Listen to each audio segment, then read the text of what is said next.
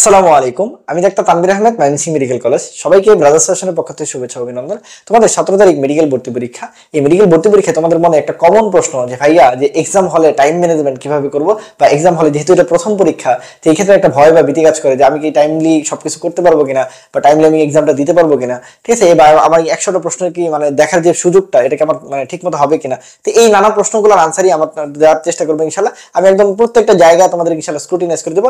পুরো ভিডিওটা না টাইনা শেষ পর্যন্ত দেখো, 2-3 মিনিটের ভিডিও জাস্ট। ঠিক আছে, ইনশাল্লাহ তোমার তাহলে মনের যত মানে প্রশ্ন আছে সবগুলো ইনশাল্লাহ চলে যাবে।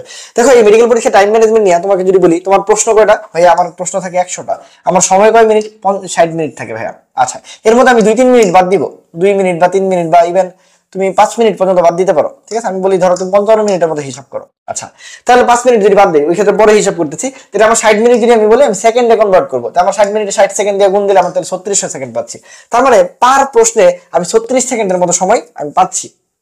পার প্রশ্নে আমি কি 36 সেকেন্ডের মতো সময় আমি পাচ্ছি।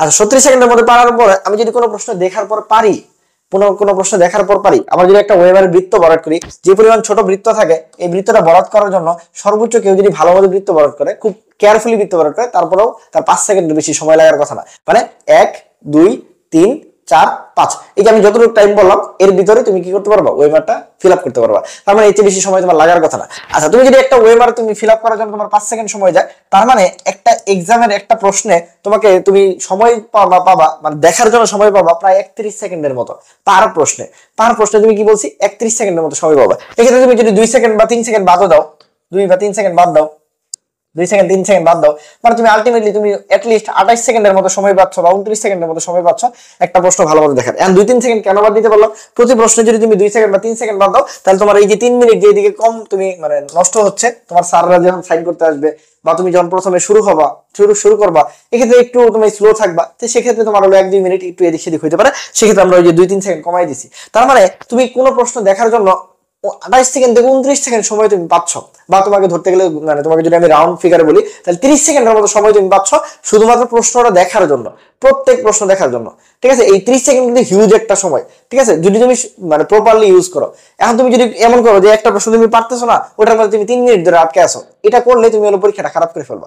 তাহলে দেখো, প্রত্যেকটা পরীক্ষায় কি বলছি, তুমি বেশি মানে not too fast, not too slow, মানে ব্যাপারটা হবে এরকম। ঠিক আছে, তুমি অনেক বেশি ফাস্টও যাবে না, অনেক বেশি স্লোও যাবে না। তুমি যেটা বলছি প্রত্যেকটা প্রশ্ন আমি কত সেকেন্ড বলছি, তুমি মোটামুটি তুমি কি প্রতিবারই তুমি দেখবা যে 36 সেকেন্ড করে যাচ্ছে কিনা? না, তুমি একটা রেঞ্জে যাও, যে তুমি একটা মোটামুটি একটা মানে ব্রেনে যাও, তোমার একটা ফাংশন থাকে যে আমি কতক্ষণের মধ্যে শেষ করবো। তার মানে বলি সবচেয়ে ওয়াইজ ডিসিশন হলো 35 থেকে 40 মিনিটের মধ্যে 100টা প্রশ্ন দেখে ফেলানো। কেন 100 প্রশ্ন দেখা জরুরি, এটা আমি আমার পূর্বের ভিডিওতে বলছি যে কেন 100 প্রশ্ন দেখা জরুরি। কেন 100 প্রশ্ন? কারণ 100 প্রশ্ন যখন তুমি দেখবা, তোমার মাথায় তখন শুধুমাত্র 400 প্রশ্ন, মানে 100 × 4, কারণ 4টা অপশন থাকবে, তাহলে 400 তথ্য তোমার মাথায় কি হবে? শুধুমাত্র সিনাপস করবে, আর বাকিগুলো তোমার কিন্তু মাথা থেকে আস্তে আস্তে কি হয়ে যাবে? আউট হয়ে যাবে, মানে প্রেশারটা কমে যাবে। এই জন্য 100 প্রশ্ন দেখা খুবই জরুরি। ঠিক আছে, আরো ডিটেলস যদি দেখতে চাও তো আমাদের ওই ভিডিওটা দেখে ফেলবা।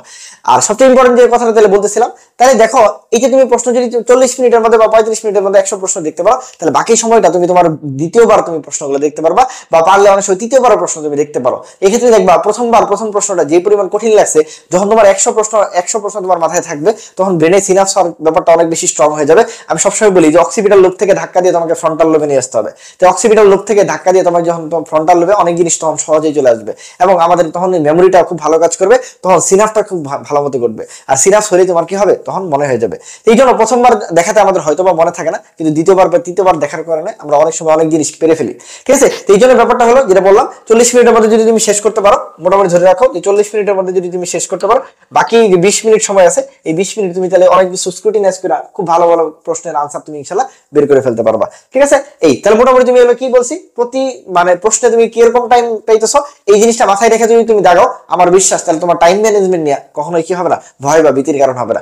আমাদের বিশ্বাস তোমাদের পরীক্ষা অনেক ভালো হবে, কারণ আমরা বিশ্বাস করি তোমরা পরিশ্রমের সর্বোচ্চ পর্যায়ে তোমরা চেষ্টা করছো।